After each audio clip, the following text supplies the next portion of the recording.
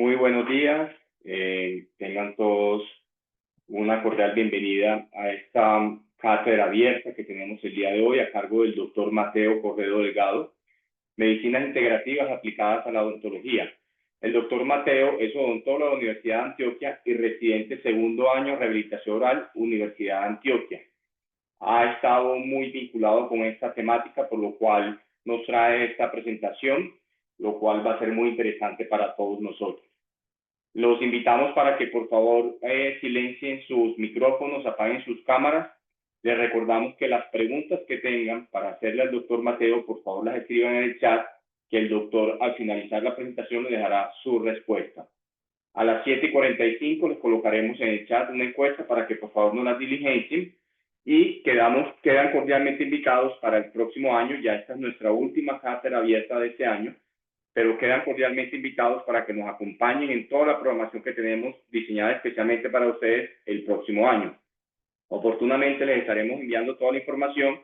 Por lo pronto les comento que la próxima cátedra abierta será en febrero 6, en el mismo horario, es un viernes de 7 de la mañana a 8:15, diagnóstico por el laboratorio de infecciones micóticas en boca, desde el examen directo hasta las ómicas. El doctor Álvaro León Rúas nos dará esta presentación y están cordialmente invitados. Como les comento, oportunamente les estaremos comunicando el próximo año para que nos puedan acompañar. No siendo más, muchísimas gracias por acompañarnos el día de hoy. El doctor Mateo, le doy la palabra, puede iniciar su presentación. Muy buenos días a todos. Ojalá se encuentren muy bien y estén teniendo una muy buena mañana. Muchísimas gracias, doctor Orlando, por la presentación. Y el tema que nos reúne el día de hoy es medicinas integrativas aplicadas a la odontología. Entonces, ¿qué vamos a ir recorriendo durante esta mañana? Vamos a ver qué es la ICAM, que es medicina complementaria alternativa e integrativa. Vamos a hablar un poquito de lo que es el dolor, la diferencia entre el dolor crónico y el dolor agudo. Vamos a ver la relación del dolor crónico con los tratamientos odontológicos que hacemos en el día a día y cómo este dolor repercute en ellos. Vamos a hablar un poco cortamente de el derecho internacional al tratamiento del dolor. Vamos a ver una serie de casos clínicos en los cuales aplicamos la medicina integrativa para dar resolución a casos que pueden llegar a ser muy complejos de una manera simple, eficaz. Y unas conclusiones respecto del tema. Entonces, ¿qué es la IC? Aquí en esta diapositiva pueden observar la página del Centro Nacional de Medicina Complementaria e Integrativa. Digámoslo, esto es una fundación, asociación estadounidense que se creó con el objetivo de eh, reunir expertos, especialistas en el dolor y fomentar la medicina integrativa, las terapias complementarias y también la investigación respecto de todas estas alternativas que hay, investigación científica seria para confirmar y demostrar con hallazgos que diferentes prácticas de la medicina oriental, medicina tradicional china, como acupuntura, meditación, yoga, tai chi, diferentes ramas, diferentes corrientes, diferentes tipos de técnicas que realmente funcionan y se pueden comprobar desde la evidencia. Entonces, ¿qué nos dice de entrada en esta página, digámoslo, o esta asociación que es de las principales en el mundo? Y es que el dolor es el motivo principal por los que las personas empiezan a acceder a una medicina complementaria e integrativa. Y esto ya nos viene dando algunas pistas. ¿Qué pistas? Que de pronto nuestras teorías, conceptos y saberes occidentales de pronto no están teniendo una adecuada solución a ese paciente que presenta un dolor, que no consigue alivio en su dolor y ellos terminan buscando cualquier otra alternativa que quizá les prometa un alivio, una sanación, un mejorar su calidad de vida, estar más tranquilos. Entonces, ¿qué es? la medicina complementaria, alternativa e integrativa. La misma página nos va a definir esto. ¿Qué es la medicina complementaria? Son prácticas y técnicas orientales de la medicina tradicional china, de Oriente, de esa filosofía que vienen de allá, que las vamos a usar en conjunto con nuestras prácticas de medicina occidental, digámoslo, conservadoras y convencionales, y al usarlas pues juntas estamos hablando de un complemento. Alternativa es cuando yo solo aplico una terapia, digamos lo que no es convencional, que es más oriental, e integrativo es cuando hacemos esa práctica y tomamos lo mejor de la medicina occidental y de la medicina oriental. ¿Para qué? Para brindarle una solución a esos pacientes, a esos casos complejos, en este caso que nos reportan dolor crónico. Entonces, vamos, esto es medicina integrativa aplicada a la odontología. Ya más adelante vamos a ver cómo lo aplicamos en los casos clínicos que presentaremos al final.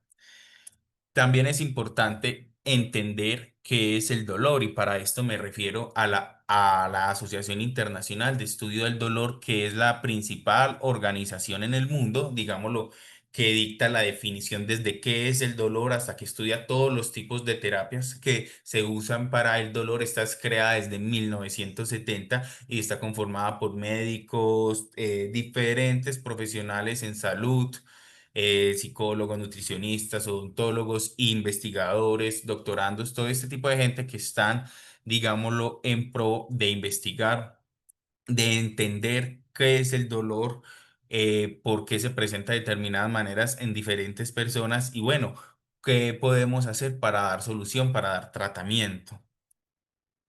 Ellos brindan esta definición. Esta es la definición del 2020, es la definición de dolor más actual que hay en el momento y es la establecida por esta organización que es referente en cuanto a este tema. Vamos a verla. El dolor es una experiencia sensorial y emocional. Digamos lo que una experiencia sensorial, ya todos sabemos que el dolor es una experiencia sensorial, pero ellos ya le empiezan a agregar ese factor emocional desagradable asociada o similar a la asociada con un daño tisular real o potencial. Entonces le agregan lo emocional que puede estar presente en el paciente, que muchas veces es lo que antes no se consideraba, ya se tiene muy en cuenta y que puede estar asociado a un daño tisular que puede ser real, potencial y potencial en cuanto a ni siquiera a verlo. O sea, el paciente puede tener unos compromisos emocionales, no tener ningún daño tisular o no tener ningún daño orgánico y aún así estar reportando dolor y esta es una experiencia que es totalmente válida. O sea, ya el dolor no es simplemente como la teoría, digámoslo, cartesiana, que como la inició Descartes, que el dolor de la manera más mecanicista, que recibe un estímulo aferente, el estímulo es detectado por unas fibras nerviosas, hace un daño en los tejidos, eso es detectado por unas fibras nerviosas, las fibras nerviosas envían la señal al cerebro y este traduce la señal de dolor. Digamos que ya están incluyendo que no necesariamente tiene que haber ese estímulo aferente, no necesariamente tiene que haber ese daño tisular para que la persona esté sintiendo dolor y no se tiene que cumplir, digámoslo, esta ruta, que si uno se enfoca en esta ruta, pues no va a lograr resolver muchos casos que se pueden presentar. Digámoslo, en este artículo que publicó pues la misma asociación revisando la definición, conceptos rectos y compromisos sobre el dolor, pues entonces nos empieza a decir que el dolor es un concepto psicológico y no una medida física y principalmente el crónico. Ya cuando hablemos del dolor agudo, quizás ese sí sea más una medida física, pero el crónico probablemente no. Es único para cada individuo, es una experiencia personal. Por eso, para el dolor para una persona puede ser dos, para una persona puede ser cinco, para otra persona puede ser 10, el mismo estímulo y es una respuesta y son respuestas totalmente válidas porque el dolor es una experiencia personal. Añadimos pues que incluso en el artículo dice no puede ser deducido de una actividad en las vías sensoriales. Y esto es muy importante porque nosotros como, digámoslo, terapeutas o odontólogos que hacemos práctica clínica, cuando el paciente nos refiere a un dolor, ¿qué es lo que primero buscamos? Las vías sensoriales, por dónde, cuál es el origen de este dolor orgánico en el paciente para detectar las vías y encontrarle una solución. El problema es cuando empezamos a tomar radiografías, tomografías, ayuda diagnóstica y no se encuentra absolutamente nada y el paciente sigue reportando dolor. Entonces ahí es cuando se empieza a perder ahí el diagnóstico adecuado o la dificultad del mismo. En el mismo artículo entonces definen los dos tipos de dolor principal. El agudo, ¿cuál es el dolor agudo? Es un dolor de rápida aparición. Es un dolor, digámoslo, predecible. ¿Predecible en qué sentido? En que yo sé que ese dolor está o por una noxa que tiene el paciente, o por un procedimiento odontológico que dice, o por un procedimiento quirúrgico, o porque el paciente tiene una infección, tiene una lesión detectada clínicamente con las ayudas diagnósticas y esta es claramente la que está generando ese dolor. Es un dolor que generalmente es de corta evolución, no pasa más de los 6 meses y si resolví la noxa, la lesión o el paciente cicatrizó después de un procedimiento quirúrgico, etcétera, es un dolor que se debe resolver. Este tipo de dolor es el que se trata generalmente con analgésicos convencionales como el acetaminofén, antiinflamatorios no esteroideos, corticosteroides son los que van a responder mejor y es, digámoslo, una forma biológica de protección, porque el dolor le está avisando a la persona, oiga, usted tiene un daño en su organismo y lo tiene que arreglar porque si no el organismo no va a funcionar adecuadamente. El problema en el asunto está en el dolor crónico. ¿Cuál es el dolor crónico? El dolor crónico es el que ya hicimos el tratamiento, ya resolvimos la noxa, ya el paciente está bien, en las radiografías no nos aparece ningún hallazgo de relevancia, pero el paciente más allá de 3 meses sigue reportando un dolor, digámoslo, en nuestro campo de la odontología hablamos de cabeza y cuello, ¿cierto? Esto es más enfocado a cabeza y cuello, lo odontológico. Entonces el paciente nos sigue reportando ese dolor, enviamos AINES, enviamos corticosteroides y no hay respuesta realmente porque, digámoslo, es un tipo de dolor diferente. Es ya una experiencia que está individual del paciente, es un dolor quizá más asociado al daño, digámoslo, a un daño en el sistema nervioso como tal, a una afección en este sistema o una disfunción o desregulación del mismo, más que un daño o una anoxa propiamente que tenga el paciente y que haya que resolverse para resolver el dolor crónico. Que esto de entrada nos da un gran alivio porque ya sabemos que si el paciente nos está reportando un dolor, lleva más de 3 meses, clínicamente no encontramos nada, en las ayudas diagnósticas no encontramos nada, no desesperarse, ya saber que va, la cuestión empieza a ir por otra vía, no por el camino del dolor agudo, sino por el camino del dolor crónico, que serán otras decisiones clínicas que habrá que tomar en el proceso. Hablemos de dolor crónico y tratamientos odontológicos, de los tratamientos que hacemos en el día a día. Este artículo, aunque algo viejito del 2013, me gustó mucho más que algunos nuevos que hay. Se abordó muy bien la temática y se encuentra que, digámoslo, de nuestros tratamientos odontológicos suelen quedar y en tratamientos llevados bien a cabo con una adecuada técnica, con un adecuado resultado clínico y radiográfico, el paciente sigue y continúa reportando un dolor. En extracción del tercer molar es el que más reporta dolores crónicos, los terceros molares generalmente, o afección del lingual, o afección del nervio vestibular o del alveolar inferior, es lo más común. Hay artículos que encuentran que es de un 3% de la extracción de terceros molares hasta un 20%. Después también están los implantes dentales. Después de terapias con implantes dentales del 1 al 8% de los pacientes, según diferentes artículos hechos en diferentes países, en diferentes poblaciones, pues alguno va a quedar con dolor asociado quizá a estos procedimientos quirúrgicos. Y los tratamientos de endodoncia también han sido ya muy reportados, tratamientos de endodoncia muy bien hechos por especialistas. Em, Endodoncias perfecta radiográficamente, tomográficamente. Igual, paciente queda con dolor, reportando síntomas como percusión apical, reportando síntomas de dolor en su diente de diferente índole, como parestesias, disestesias, del 3 al 15% de los tratamientos. Aparte de estos, digámoslo, yo sé por mi experiencia clínica que hay más cosas que pueden generar un dolor crónico en un paciente, digámoslo, casi cualquier tratamiento en el paciente que tiene esta predisposición puede llegarle a generar un dolor crónico, pero estos son los más reportados por la literatura. ¿Qué nos dice? La prevalencia del dolor neuropático aún es desconocida, digámoslo como este cuestión apenas está digámoslo, ha entrado mucho, pero apenas está empezando a tener su auge, no se ha investigado tanto, va a aumentar la investigación respecto de esto, pero el artículo nos dice, hay un estimado que el 1 al 1,5% del general de la población puede estar afectada por esto, es un porcentaje, digámoslo, bajo, pero igual. Nosotros como profesionales en salud tenemos la misión de responder a todos los casos independientemente que el porcentaje sea muy bajo. Derecho del tratamiento del dolor, Declaración de Monterreal. ¿Cuál fue la Declaración de Monterreal?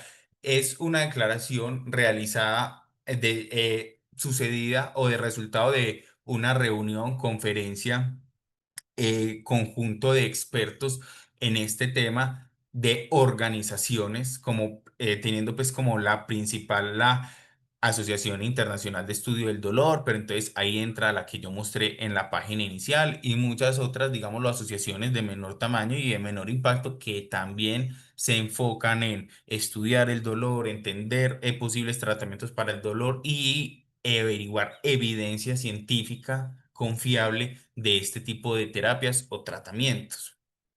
Pero ¿qué dicen ellos en su declaración? Dicen que el acceso al tratamiento del dolor es un derecho humano y sacan esta conclusión, o entre muchas de las conclusiones que sacan, esta me parece muy significativa. Hemos considerado con gran atención el hecho del no alivio del dolor en el mundo. O sea, los pacientes con dolor crónico no están siendo bien tratados, no se les está dando buena solución y también encontramos que el manejo del dolor es inadecuado en la mayor parte del mundo. Entonces, tienen un dolor, una afección y aparte diagnóstico y tratamiento equivocado va a llevar a que ese paciente entonces entre en un círculo vicioso de seguir mal, del no alivio, de terapias fallidas, de que siga y sigue insistiendo en buscar nueva terapia, nuevo terapeuta que le pueda ayudar a solucionar su sintomatología. Entonces, ellos proponen, digámoslo, estos tres artículos principales en los que dicen, el derecho, es derecho de todas las personas el manejo del dolor sin discriminación. Artículo 2. Es derecho de las personas con dolor que se les reconozca el dolor y que sean informados de cómo puede ser evaluado y manejado.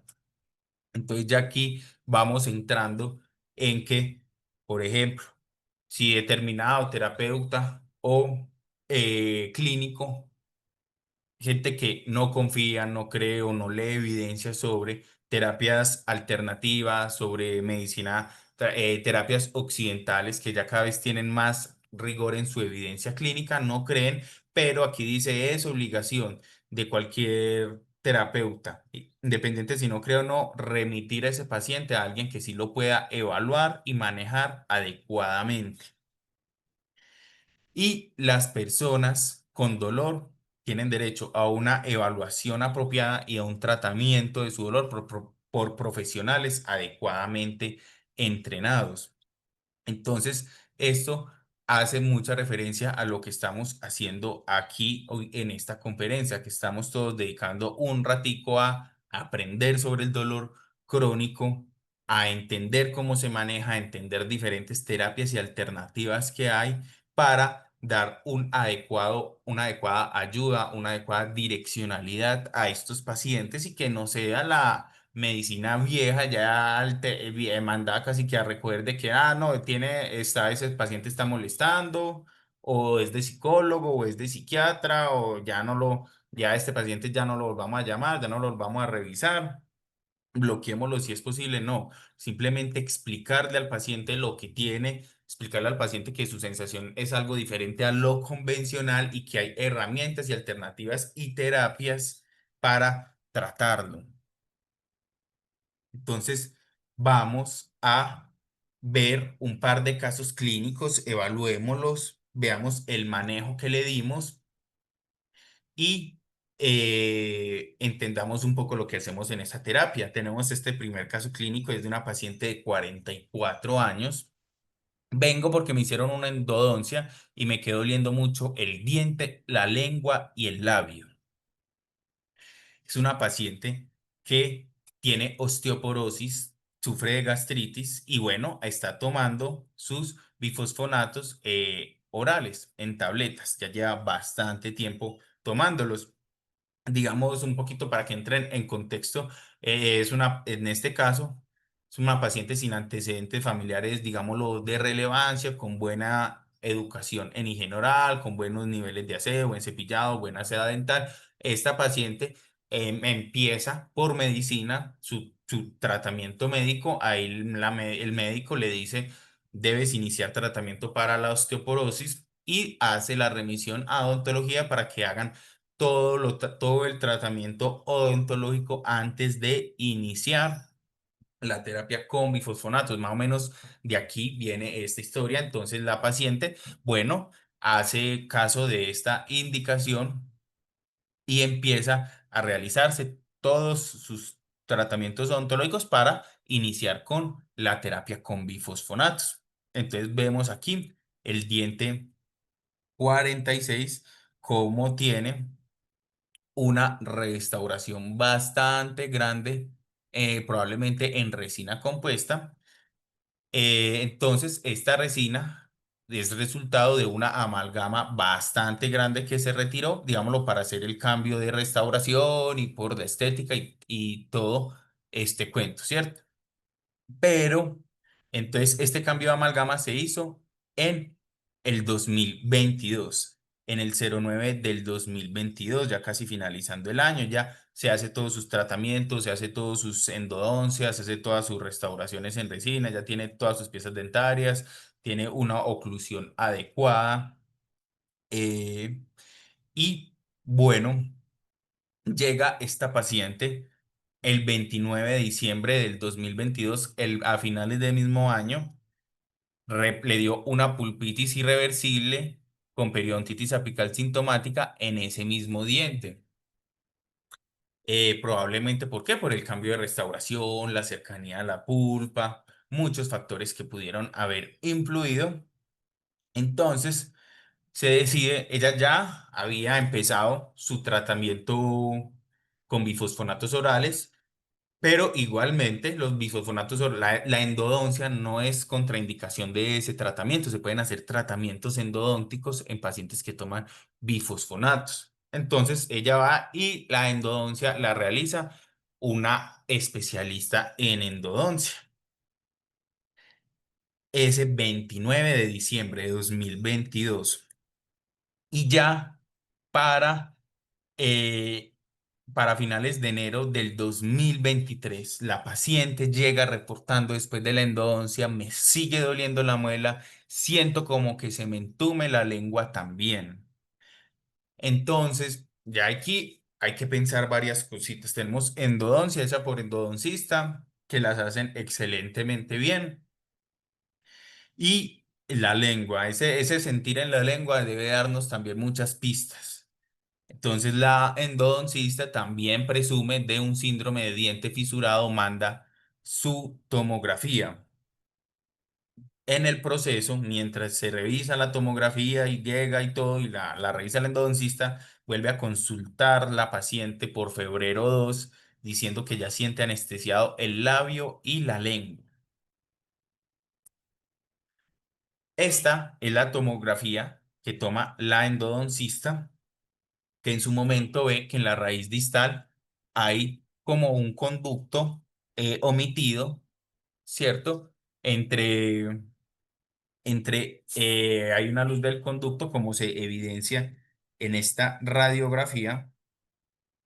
Entonces, ella decide hacer el retratamiento solo de la raíz distal. Y miren qué buena endodoncia le queda a la colega, muy compacta, muy bonita.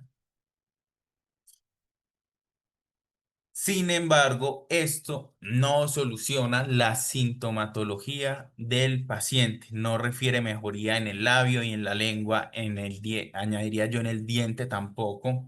Se remite con cirugía maxilofacial para valoración y estomatólogo dice en la evolución que les estoy presentando en pantalla. Me gusta mostrar todo esto para que vean la sinceridad con la que vamos manejando y evaluando los casos. Pero independientemente, esa revisión con el maxilofacial y con el estomatólogo no suplió, no le brindó ninguna solución al paciente, no lo convenció, siguió preguntando. La misma endodoncista me dijo, ya abordamos todo, entonces ahora sí, te lo voy a mandar a ti.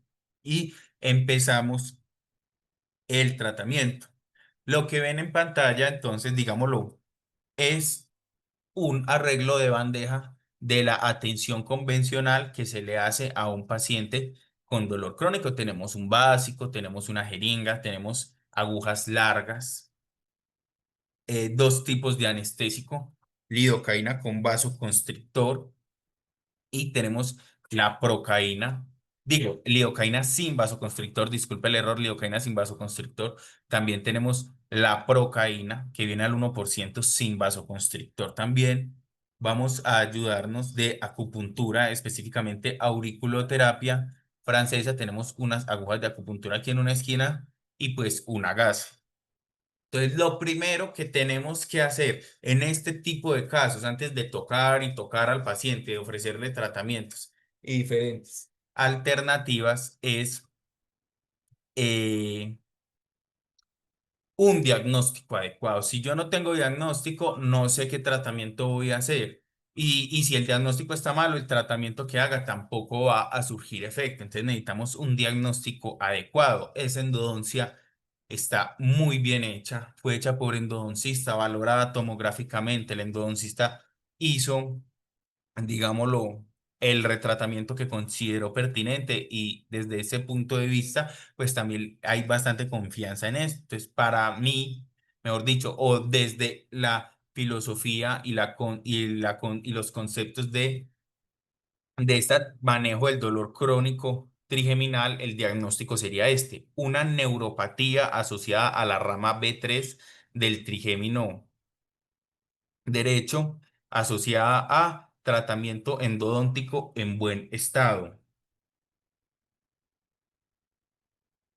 Y lo que le vamos a hacer en este paciente, entonces, ya que sabemos que es una neuropatía, vamos a realizar entonces terapia neural, auriculoterapia, que esas serían medicinas alternativas. Vamos a aplicar una suplementación nutricional, que eso también hace parte de lo alternativo, pero también nos ayudamos de lo más convencional, el anticonvulsivante y una placa de estabilización oclusal. Si ya sabemos que estamos ante una neuropatía, entonces lo que vamos a tratar es que la fibra nerviosa, porque de esto es lo que nos habla el diagnóstico y cómo vamos a abordar el tratamiento a la fibra nerviosa, o mejor dicho, a ese sistema nervioso. Lo vamos a abordar con anestésicos locales, que cada vez ya es más su evidencia en que ayudan por diferentes vías a eliminar, a que esa fibra nerviosa no se esté despolarizando, digámoslo, reactivamente, enviando señales equivocadas del dolor, donde realmente no hay noxa, no hay infección, vamos a hacer, digámoslo, la auriculoterapia es para hacer un tratamiento al sistema nervioso pero central, porque el anestésico va a hacer un tratamiento más local del sistema nervioso periférico, aunque cada vez se encuentra más evidencia que tratando el sistema nervioso periférico logro resultados en el sistema nervioso central, y es porque todo es un conjunto, no es, es un sistema de partes dividido, pero que lo dividimos para estudiarlo, para aprenderlo, para entenderlo, pero que orgánicamente y en el paciente realmente está unido ese sistema periférico con ese sistema nervioso central. Vamos, entonces, como pueden observar en la diapositiva, ¿qué tratamiento se le hace? Parte del tratamiento es la infiltración con un anestésico sin vaso, eh, al nervio bucal, al nervio lingual, a la rama alveolar inferior, digámoslo, toda esta rama que sufre de neuropatía, probablemente asociada a un tratamiento endodóntico que por lo que vemos está en buen estado. En esta, digámoslo, terapia alternativa, vamos a realizar infiltraciones a dos ganglios, digámoslo, del sistema nervioso central. Una infiltración al ganglio esfenopalatino, como se ve en esta diapositiva. El ganglio esfenopalatino es un ganglio que tiene fibras nerviosas del sistema autónomo. ¿Cuál es el sistema autónomo? El sistema simpático y el sistema parasimpático. Ya hay bastante evidencia que las personas que tienen dolores crónicos, dolores constantes, son personas que tienen una mayor actividad del sistema nervioso simpático. ¿Y qué hacemos cuando infiltramos lidocaína al ganglio esfenopalatino? Estamos diciéndole al sistema que se apague un poco el sistema nervioso simpático y que se active el sistema nervioso parasimpático, que es el sistema de la relajación, de la tranquilidad, donde no debe haber dolor. En cambio, el simpático es el sistema nervioso de la huida, de la adrenalina, del escape, que en muchas personas se activa, digámoslo, por ritmos de vida poco saludables que tienen, rutinas poco saludables de sueño, alimentación poco saludable, que todo esto se traduce en que haya una exacerbación del sistema, de la actividad del sistema nervioso simpático. Este tipo de filosofía de tratar del sistema nervioso autónomo es muy oriental, muy de raíz oriental. Este tipo de infiltración la hacen mucho los médicos bioenergéticos, la hacen de rutina, la llevan haciendo de rutina prácticamente 500 años sin inconvenientes y con muy buenos resultados. Todo aquel terapeuta que no trate el sistema nervioso autónomo no va a encontrar solución en los dolores que le reportan su paciente, al menos no va a encontrar solución total, porque si algo hemos aprendido del dolor es que no se trata solo por las vías del sistema nervioso sensitivo, sino que al paciente con dolor hay que tratarle desde el sistema nervioso autónomo también. Y vamos a hacer una infiltración al ganglio de Gasser extraoral con boca abierta. Llegamos a la base de cráneo por cerca al agujero oval de donde está saliendo el tronco de la B2, y por donde está y por donde el anestésico va a llegar por difusión indirecta al ganglio de Gasser. Esta ¿Qué estamos haciendo? Por estos dos lados estamos tratando el sistema nervioso periférico sensitivo, que es el trigémino. El trigémino encarga de aportar esa sensibilidad al tacto y todo. Y también estamos tratando ese sistema nervioso autónomo. Vamos a hacer también el proceso de acupuntura, auriculoterapia francesa. Aquí la ven en pantalla.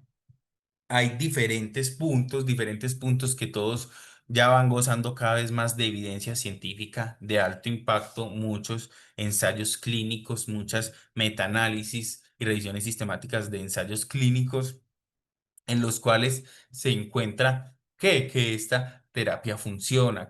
¿Cuál es, digámoslo, la filosofía oriental de estas terapias? Es que hay canales energéticos a través de todo el cuerpo que se generan bloqueos. Y yo, cuando intercedo en un punto de acupuntura donde hay ese bloqueo está generando en una zona más alejada dolor. Cuando yo hago esa acupuntura, lo que estoy haciendo es el desbloqueo y que haya un libre flujo de la energía y esto va a generar alivio en el paciente. Hablándolo más, digámoslo, occidentalmente, ¿qué se encuentra? Que cuando yo aplico esta terapia yo le tomo una muestra de sangre a una persona de estas, evalúo las moléculas en sangre y no encuentro sino cortisol y no hay endorfina y no hay, eh, digámoslo, estas moléculas del alivio del dolor, de la tranquilidad que genera el cerebro. Entonces hacemos la auriculoterapia, esperamos 15 minutos, volvemos a tomar una muestra de sangre y encontramos en la sangre ya menos cortisol, menos adrenalina y vamos encontrando endorfinas cerebrales que generan alivio del dolor, reducción de la ansiedad, tranquilidad en ese paciente. Y también usamos, como ven en pantalla, semillas de mostaza en zonas, en puntos claves de acupuntura en los cuales el paciente se los podrá activar en momentos el que él sienta su dolor durante el proceso de la terapia para que se vaya generando un, un alivio de su sintomatología. Miremos en pantalla, comparto, digámoslo de PubMed, una recopilación de la evidencia de este tipo de terapias, más específicamente auriculoterapia. Cuando ponemos auriculoterapia en PubMed, vemos que desde 1980 a los 2000 la cantidad de publicaciones es mínima, pero de los 2000 al 2026 miren cómo va en ascenso la cantidad de publicaciones y evidencia. Esto es porque simplemente no hemos, con terapias convencionales, logrado solucionar los dolores en pacientes y entonces los mismos terapeutas de diferentes partes del mundo se han dado cuenta que hay que usar otras alternativas para que brindar una solución que le ayude al paciente, digámoslo, a mejorar su calidad de vida y entre otras cosas vamos en terapias, digámoslo, a comparación de otras poco invasivas que hemos hecho hasta el momento, infiltración con lidocaína sin vasoconstrictor, que de entrada la lidocaína es un medicamento muy estudiado y que se caracteriza por su seguridad y pocos efectos adversos. Una terapia con acupuntura en la cual no le estamos inyectando ningún fármaco ni medicamento al paciente, ni tampoco con las semillas de mostaza, por lo cual la generación de un efecto adverso secundario es poco probable. Aparte, le indicamos, como vieron al principio, anticonvulsivante. eh, ¿Por qué? Un anticonvulsivante, digámoslo, diferente al que se manda generalmente a la carbamazepina, a la pregabalina. Se llama oxcarbamazepina.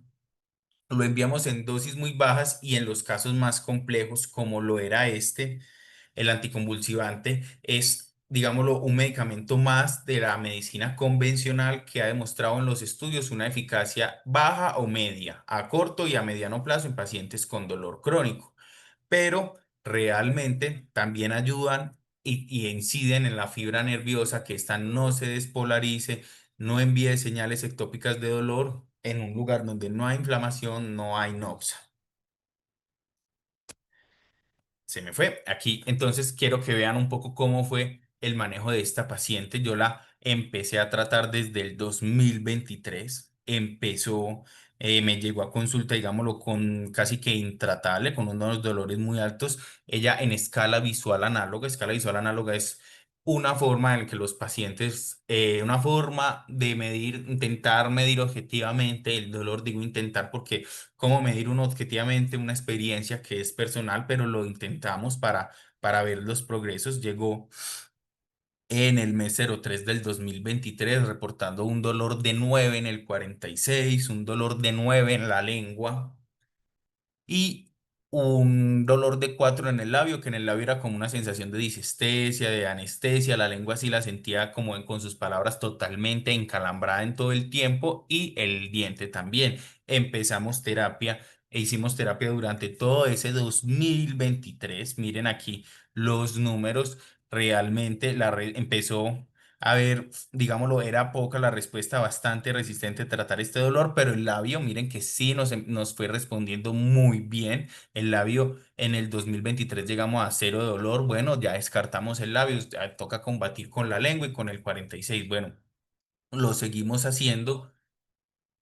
Y este 2023 tuvimos cita casi que cada mes realmente. Ya el 2024 nos vimos, sino dos veces me di, sino con esa paciente en el cual en abril del 2024 ya me estaba reportando un dolor de uno en el 46. ¿Qué es un dolor de uno en el 46?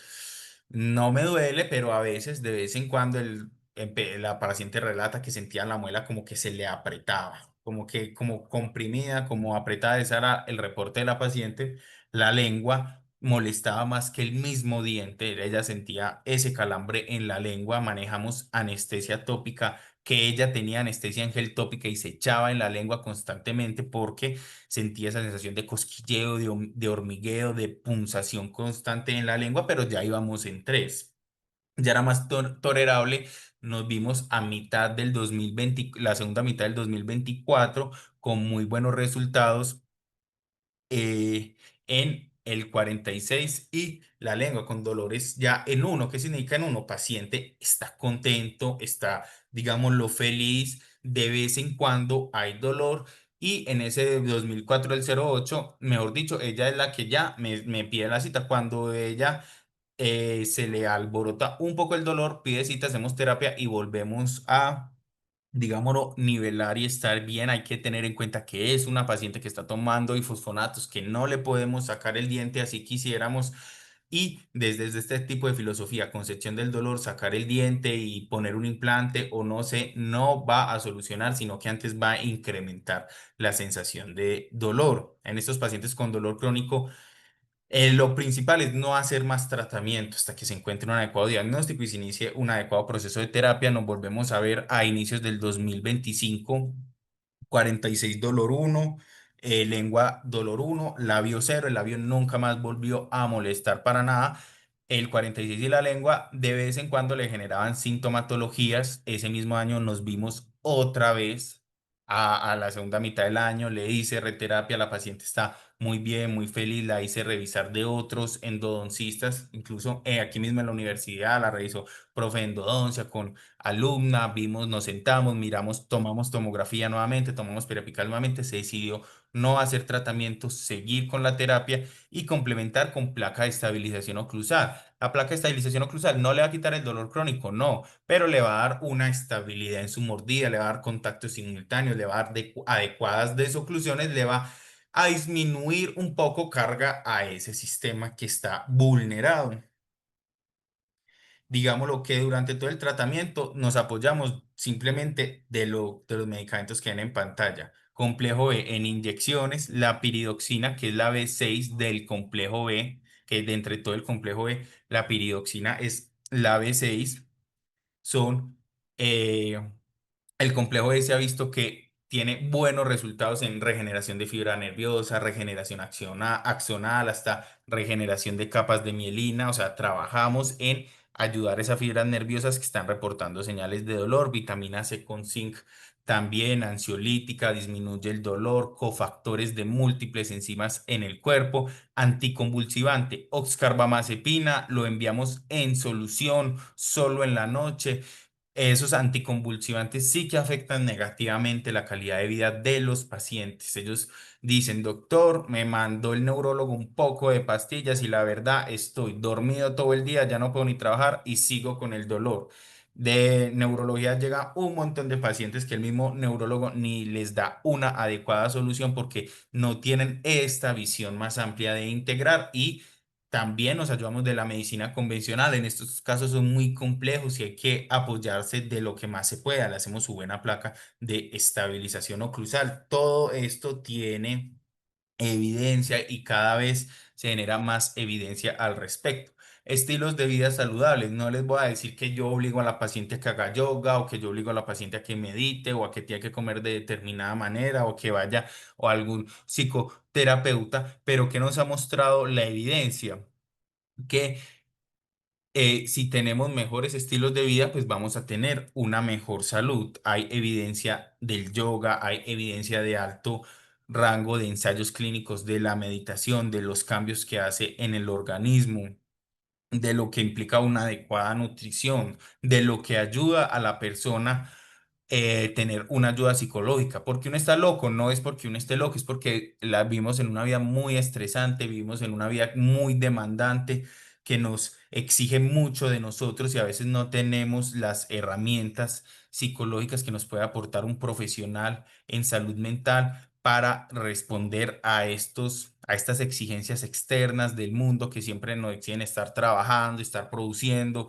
estar activos, estar en diferentes funciones, hacer buena nuestra labor y obviamente todo pues basado en evidencia. Entonces yo de estos pacientes como la que le acabo de mostrar que sigue un tratamiento y sigo con ella bastante amplio, pues yo intento, bueno, guiarlas hacia este tipo de cosas. Y hay pacientes que son más juiciosos y se animan a hacer todo eso, y son los que mejores resultados tienen. Hay otros que no les gusta y se les respeta.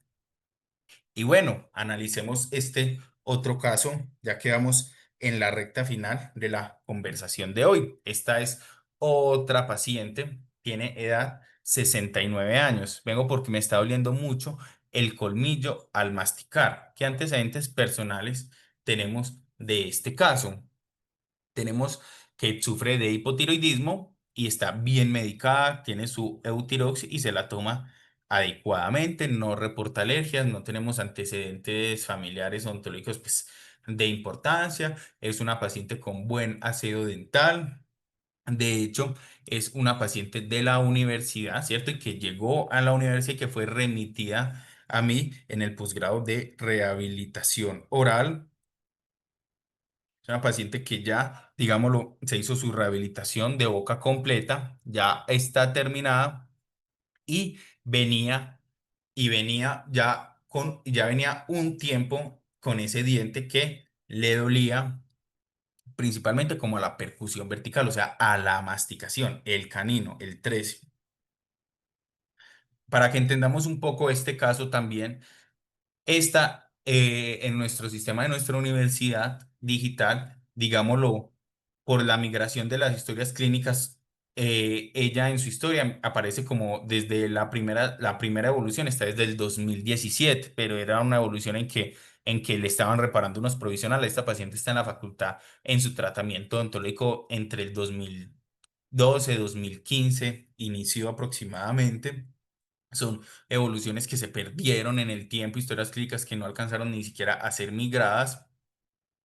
Y digámoslo, yo daté que más o menos en el 2023 ella ya venía terminando su tratamiento de boca completa. Fue un tratamiento muy largo, muy difícil. Yo hablé con la paciente, ella me explicó, no tenía todos los recursos económicos, entonces hacía una parte del tratamiento, paraba, conseguía dinero, prestaba lo que fuera, hacía otra parte del tratamiento, por falta de dinero le tocaba pagar, pero era una paciente que definitivamente quería hacerse sus dientes, tenerlos, disfrutar de ellos y no se rindió, sino que siguió hasta que por fin el 2023 lo fue terminando. Aquí, si miramos solo esta evolución, hablamos de 6 años de tratamiento, pero esta es una paciente que tiene quizá tranquilamente unos 10 años de tratamiento continuo en la Facultad de Odontología. Y llega a mí el 2024 remitida porque siente mucha molestia en el canino, específicamente en el número 13 al masticar. Entonces, digámoslo un poco, las fotos de la paciente que, que pudiéramos, digámoslo, rescatar de esta fotografía, pues varias cosas, pero miren, por ejemplo, este sector, que noté yo en las evoluciones, ella ya venía reportando este problema y muchos ajustes oclusales, se puede ver aquí cómo han llegado al metal de la cerámica de estas restauraciones, mucho ajuste oclusal sin tener un éxito haciendo estos ajustes.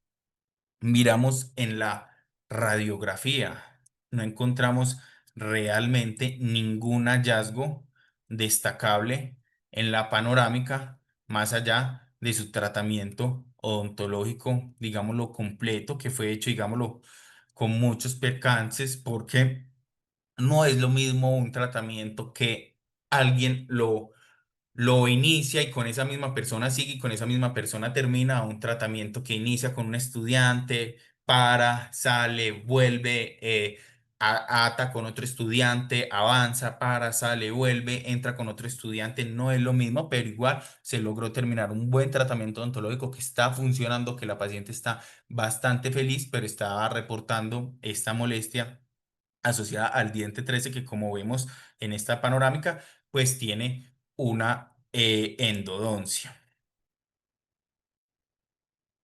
Observando aquí más detalladamente la radiografía periapical, aquí la vemos un poco magnificada.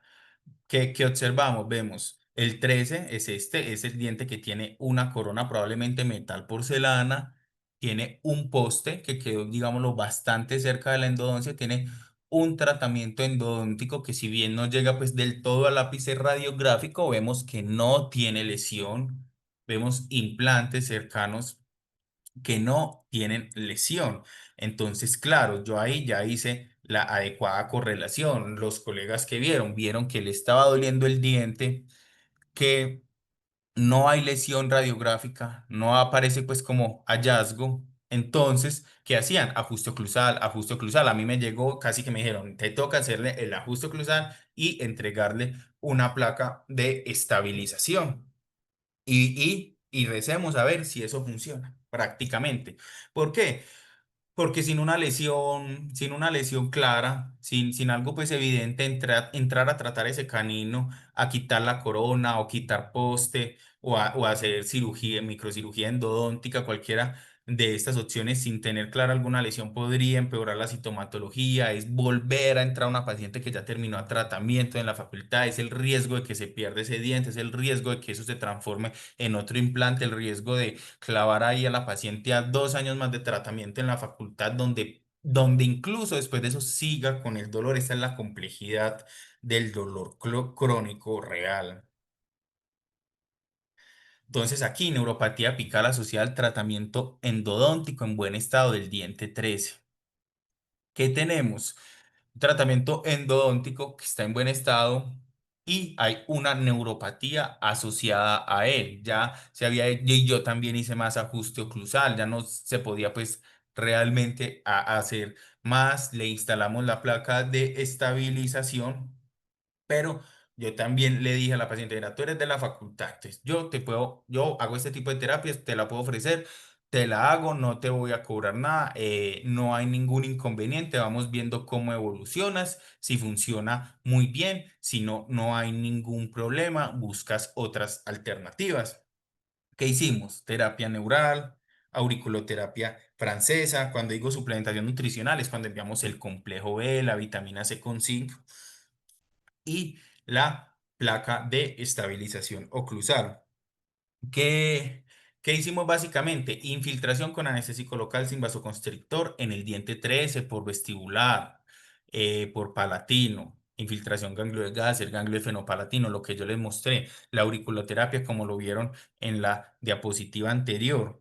Y la suplementación nutricional. La paciente desde el primer día sintió la mejoría y seguimos seguimos para adelante con ello. Yo empecé con ella en abril del 2024 y llegó, digámoslo, con un dolor de 5. No era algo pues insoportable, pero era la piedrita en el zapato que le molestaba. Ya, digámoslo, al siguiente mes yo vuelvo y la veo. Sigo haciendo una muy buena evaluación oclusal. Durante el proceso hicimos bastante ajuste oclusal, no solo el canino, sino vimos, digámoslo, algunas cosas en la mordida que no nos convencieron bastante. Hicimos los ajustes que nos parecían más pertinentes. Igual el trabajo, como digo, sigue funcionando muy bien. Y ya vino el otro mes con un dolor de 4, había mermado uno, había sentido la eficacia de la terapia. Entonces, ¿qué? Seguimos con reterapia, continuamos. Ya para el siguiente mes viene con un dolor de 2. Y para el mes 8 dentro de 2 meses, ya llega con un dolor de 1, o sea, muy mínimo, o sea, ya no lo siente cada vez que mastica, ni lo siente muy de vez en cuando en ocasiones muy puntuales. ¿Qué me ha enseñado la clínica de esto? Casi siempre el paciente del dolor crónico, no voy a decir que se cura, que llega a cero, que nunca más vuelve a sentir dolor, ellos tienen su nivel de recidiva. Pero cuando son bien tratados, se mejora la calidad de vida, el dolor se reduce a niveles muy mínimos y generalmente cuando estos pacientes entran a alguna situación de mucho estrés en su vida emocional y psicológico, muertes de familiares, pérdidas de trabajo, diferentes situaciones catastróficas, el dolor se les reactiva. Es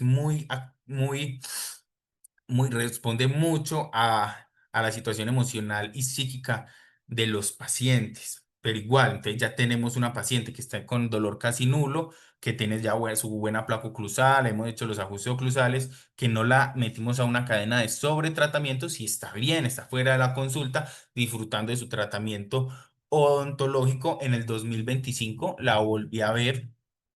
Puse uno de dolor, hubiera podido poner 0,5, o sea, casi mínimo, paciente contenta. Yo llego, ven que te quiero revisar y te quiero mirar de una, feliz, llegas, todo muy bien. Y la vuelvo a revisar por estos días, digámoslo a mitad del año del 2025, bueno, no tan por estos días, pero ya casi que en cero, o sea. Me dijo, no me ha vuelto a doler, entonces cero. Probablemente el otro me diga que uno o 0,5 quizá, algo así, pero la paciente está súper contenta. Cuando yo le diga, ¿te quiero hacer más tratamiento? Me va a decir, no, ni riesgos, estoy bien, no tenemos lesión apical, no tenemos ninguno de esos allá. Si hubiera lesión apical, sí, tu microcirugía endodóntica es lo que hay que hacer realmente, porque sí, porque hay una noxa, porque hay una lesión, porque hay una infección, eso sí hay que tratarlo, pero si no lo hay, se le da un manejo diferente al caso. Ya vamos terminando. Vamos a analizar este artículo del doctor Marbash y colaboradores. Marbash es un, digámoslo, estadounidense odontólogo que desde 1990 hasta los 2000 hizo muchas publicaciones acerca del dolor crónico relacionado con ATM, relacionado con bruxismo, relacionado con tratamientos endodónticos, con exodoncias, digámoslo, es referente al caso. Él muestra un caso paradigmático, que es como se ve en esta radiografía paciente de 22 años, bastante joven, que por dolor de diente fantasma, una forma de llamar a estos dolores, eh, con 4 años de duración, donde le hicieron tratamiento endodóntico a todos los dientes, hicieron cirugía apical a todos los dientes, vea, ya todos los dientes están tocados y la paciente sigue con dolor. Esto es algo que me siempre muestran en las diapositivas, porque es algo que no le puede volver a pasar a la práctica odontológica ya con los conocimientos y la tecnología que tenemos hoy en día. Esto es pasaba en 1990, en 2000, donde no había tanta comprensión del dolor. Dolor de diente fantasma es un trastorno por deaferentación que se caracteriza por un dolor persistente. ¿Qué es un trastorno por deaferentación? Cuando se hace alguna intervención que implica el corte o traumatismo de fibras nerviosas, hay que contar con que esas fibras nerviosas cicatricen bien, como debe cicatrizar bien la encía, como debe cicatrizar bien el hueso. La fibra nerviosa tiene que cicatrizar bien y en la mayoría de los casos cicatriza bien. Por eso no todos los pacientes quedan con dolor crónico, pero hay una pequeña cantidad de casos que no hubo esa adecuada cicatrización, que quedó con un dolor persistente, la fibra generando descargas ectópicas constantemente. Esto es una condición análoga al dolor de un muñón después de la amputación de una extremidad. La gente que pierde extremidades, pierde el brazo, pierde la pierna, siente el brazo, siente la pierna, siente como si moviera los dedos de su mano, pero no tiene brazo y le duele el brazo y le duele X dedo de la mano y se la cortaron. Esto es porque cuando se corta una fibra nerviosa, la corto a nivel del sistema nervioso periférico, pero no contamos con que debe haber una adecuada reorganización cortical, o sea, una organización en el sistema nervioso central. Si no, va a quedar una alteración en la entrada periférica. ¿Qué significa eso? O sea, yo corto o la mano, o amputo un diente, o amputo una pulpa dental y hice el corte de esas fibras nerviosas. Entonces, supuestamente la persona ya no debería sentir el diente o dolor en ese diente porque no hay fibra, pero en el cerebro, en la corteza cerebral, en el sistema nervioso central, todavía está codificado, ahí hay un diente, ahí hay una pulpa dental, pero no lo hay en el sistema nervioso periférico y esto es lo que genera alteraciones como en esa entrada y salida del estímulo en ese poco de pacientes que no hubo esa adecuada reorganización. ¿Qué es la reorganización? Que el cerebro en sus neuronas, digámoslo, haya esa plasticidad, ese cambio neuronal de decir, ya aquí no hay diente, entonces aquí no hay que enviar señales de dolor, aquí no hay que enviar nada, se extrajo, se hizo ese estímulo en el sistema nervioso periférico y también afectó el sistema nervioso central. Aquí Marvas nos dice algo muy importante. A menudo se trata con cócteles de múltiples medicamentos. El que recibe este tipo de pacientes sabe que el neurólogo lo envía con antidepresivo, anticonvulsivante y su buen derivado de la morfina. Un excelente cóctel para estar mareado todo el día, no lograr trabajar adecuadamente y los pacientes reportan eso no me quita el dolor de todas maneras y aparte que ya tengo dolor, estoy siendo ineficiente en mi trabajo, estoy teniendo ya se me está no solo dañando la vida, no solo se le está dañando a nivel físico, sino ya su relación social, su relación laboral, o sea, está afectando todo un entorno social familiar del paciente.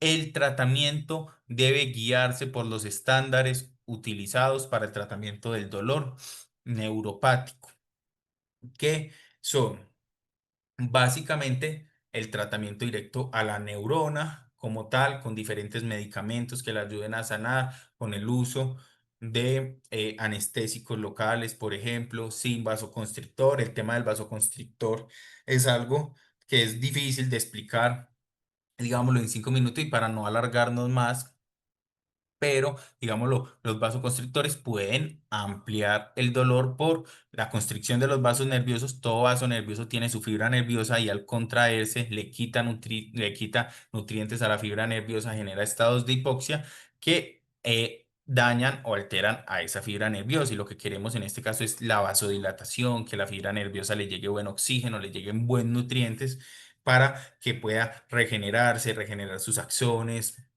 regenerar sus capas de mielina perdida, las fibras nerviosas que son mielinizadas y pierden capa de mielina, dolor crónico, con seguridad. Entonces, a esto es a lo que se le apunta, pues, el tratamiento. Eso ya lo dicen los artículos, no lo digo yo y ya estamos entonces entrando a las conclusiones para dar unos 10 minuticos a las preguntas.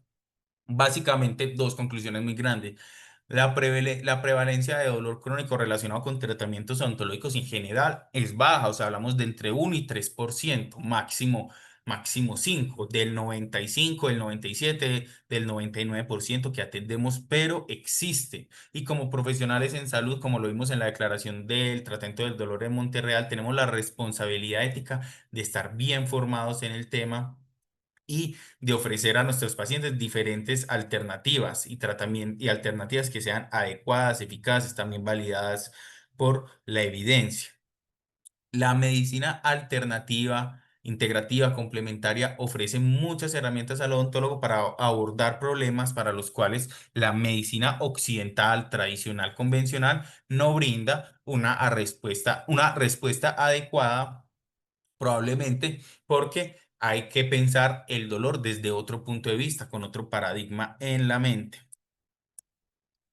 Bueno, ya para finalizar, antes de dar paso a sus preguntas, eh, estamos ya la universidad el otro año. Vamos a iniciar con el primer curso corto de medicina integrativa aplicada a la odontología. Vamos a enseñar ese manejo del dolor crónico relacionado con el trigémino que vimos durante esta presentación. Va a ser un curso corto, teórico, práctico, certificado por la Universidad de Antioquia, donde vamos a abordar conceptos desde el diagnóstico, el manejo del dolor crónico trigeminal, pero le vamos a dar el enfoque integrativo, ético y bioético. Vamos a estudiar también cómo la ley regula en nuestra práctica clínica estas actividades de la terapia alternativa, qué podemos hacer, qué no podemos hacer, hasta dónde, digámoslo, tenemos que tener o no titulación. En este caso, todo eso lo vamos a hablar en el curso y antes de dar paso pues a sus preguntas.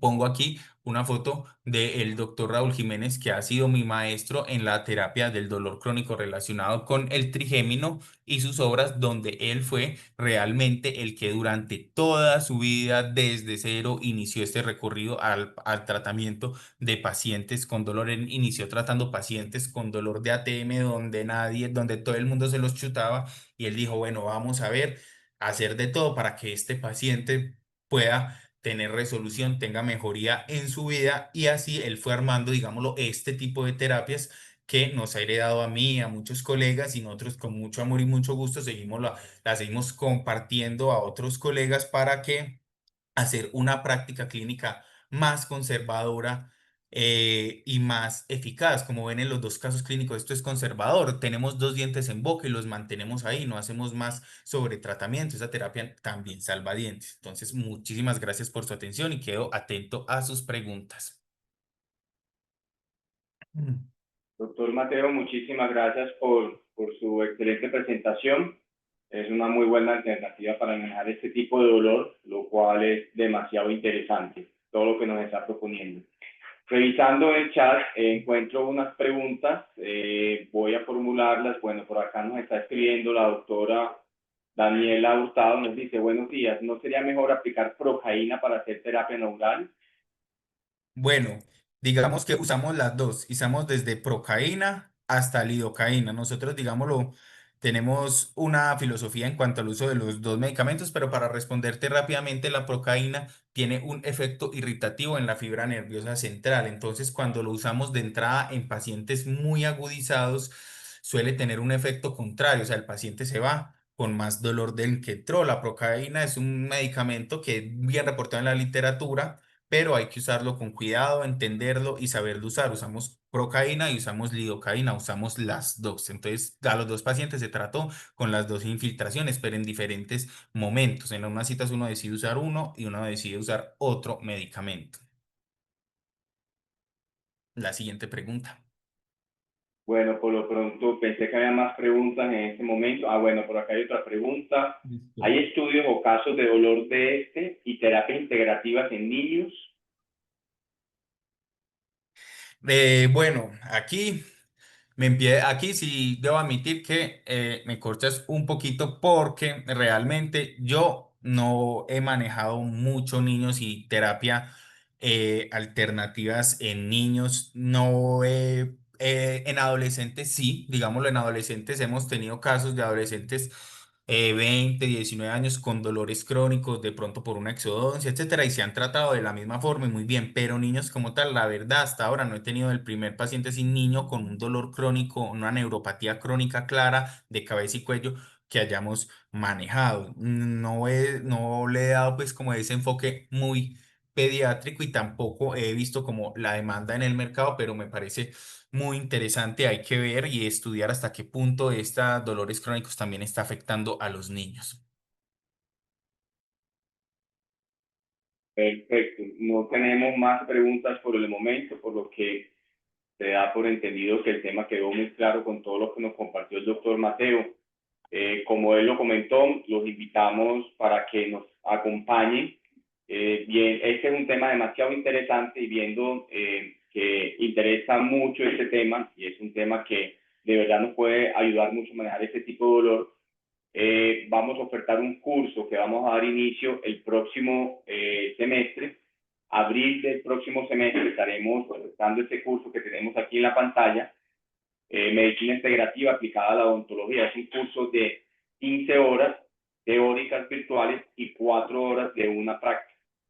Esta publicidad del curso esperamos tenerla ya en la oferta aproximadamente, si continuamos con toda la información que nos hace falta, para dentro de unos 10 o 15 días para que ustedes puedan hacer sus inscripciones. Es un tema muy interesante, nos lo han solicitado mucho y espero que nos acompañen inscribiéndose en este curso que nos dará el doctor Mateo y su grupo de colaboradores en esta temática. No teniendo más preguntas por el momento, voy a revisar nuevamente por acá.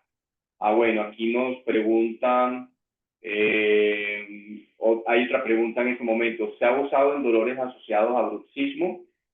Sí, y funciona bastante bien. No quita el bruxismo, pero quita el dolor asociado al bruxismo. Entonces, por ejemplo, en estos casos, yo le envío al paciente que bruxa su placa de estabilización, hacemos el tratamiento, funciona muy bien para el dolor. Y en esos pacientes es muy bueno incentivarles los estilos de vida saludables, estilos de vida menos acelerados, que impliquen una alimentación más saludable. Los pacientes que se comprometen más a cambiar estilos de vida en cuanto al bruxismo, que es una patología increíblemente difícil de tratar y que no la quitamos y que muchos estudios ya no hablan de que no es una patología, que es un comportamiento, independientemente de eso, como lo dice, genera dolor en el sistema. Sí se quita muy bien el dolor, pero la persona va a seguir bruxeando, eso hay que tenerlo claro. Listo, esa sería la respuesta. Por acá me preguntan, doctor, ¿dónde podemos encontrarlo? ¿O tiene un correo donde contactarlo? Gracias. Bueno, claro que sí, yo utilizo mi correo institucional, es mateo.correa2@uda.edu.co. Ahí estamos a la orden y todo, y que sepan pues que principalmente el curso se creó y la idea es que cada odontólogo aprenda un poco de este tipo de terapias, todos desde el odontólogo general hasta los especialistas les puede servir para que cada odontólogo pues maneje los mismos pacientes de su consulta. Eso es también la idea del curso, porque no puedo ir a todos los consultorios de Medellín. Entonces, la idea es que cada odontólogo haga el curso, lo aprenda a manejar y maneje sus propios pacientes de su consulta, solucione cosas de muy eficazmente y sea también productivo y rentable a nivel económico. Claro que sí. Mateo, ¿me recuerdas por favor nuevamente tu correo para anotarlo aquí en el chat? Claro que sí. Mateo.correa2 Sí. arroba udea Punto punto edu punto edu co. punto co. Mateo.correa2@uda.edu.co. Ah, ya también por acá lo escribieron. Listo, perfecto. Así está muy bien. Bueno, no veo más preguntas por el momento. Entonces, en este orden de ideas, damos por terminada la presentación el día de hoy. Como les reitero, los esperamos en este curso que ofertaremos el próximo semestre e iniciamos el 21 de abril. Un curso de 15 horas, va a ser un curso virtual teórico y práctico presencial. La parte práctica la vamos a manejar con 4 horas y se le da todos los materiales para que ustedes puedan hacer la práctica de estas terapias alternativas. Muchísimas gracias a todos por su asistencia y los esperamos el próximo año en nuestra habitual cátedra abierta. Que tengan un buen día y un feliz año. Muy buen día, muchas gracias. Muchas gracias a todos por su atención. Un feliz resto de año.